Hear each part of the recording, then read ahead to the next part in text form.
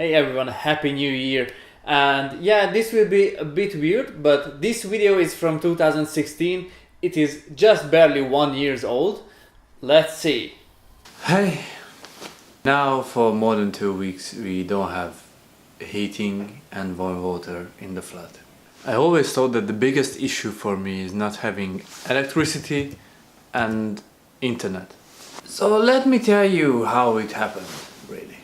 In this fairy tale we have 3 characters. All the colors represent one of us living in the flat. The pig shape is a coincidence, those are the letting agents. The dragon and the fairy are our landlords, because it turns out that we have 2. There are 2 repair contractors and a warehouse. We have a calendar as well to track the passing of time and days in particular. Now let's separate all the different sides and we can start this story. Each line means communication between 2 parties, starting with us reporting the issue with our boiler to the letting agents at day 0. They forwarded the issue to the landlord, who discussed between each other and came back to our letting agents that they would like to have some quote for the job. We are already on day 4. The contractor came on site to check the situation and gave the quote to the letting agents. The letting agents forwarded it to our landlords. They discussed it, of course, and replied back that they are not happy and they would like to have another one. Notice that 1 week has passed already.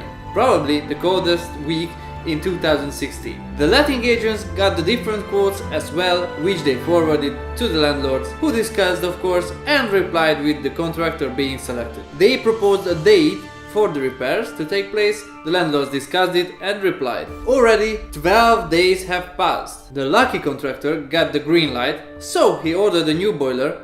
The warehouse came back, and now that 15 days have passed, they actually came on site to do the job. Intense communication was required from our side, the 3 of us involved, 2 contractors to say the least, the letting agents and our lovely landlords. Now maybe they have saved some money, but probably the whole repair cost was less than our 2 weeks worth of rent. I know that this is still a first world problem, not having heating and warm water for more than 2 weeks, but still, if we consider that we are paying like £2,000 per month for this 2-bedroom flat, I think it can be the bare minimum to have some compensation for this period. But no, we didn't get anything. Actually, we got some heaters, electric heaters for our flat to at least fix the temperature issues after we started to work from their office, because they had heating, of course. So we got these lovely electric heaters, and with those we could bump up the temperature to like 18 or 20 degrees in our rooms.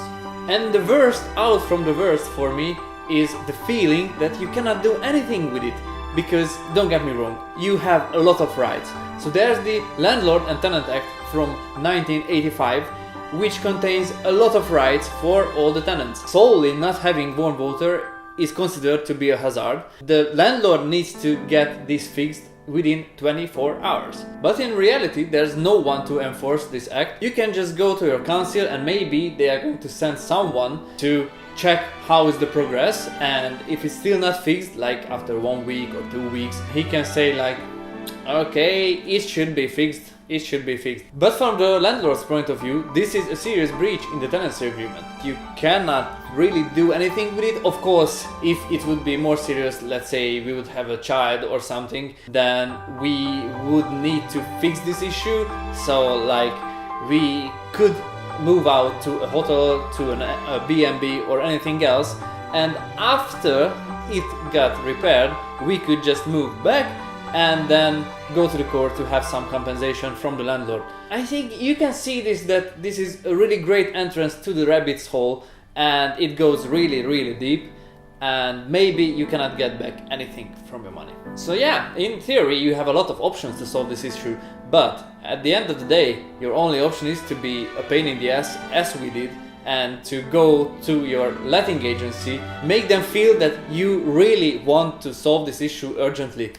So we could do it in 2 weeks, which is, I think, not a really good time to spend in a cold flat during the winter. Okay, this is the video. I just wanted to share my story, our story with you, and maybe it can be useful for someone. I really hope that this won't happen to you, but after all, we are living in this world. I hope you like this video because that's it for now and see you in the next one. Bye!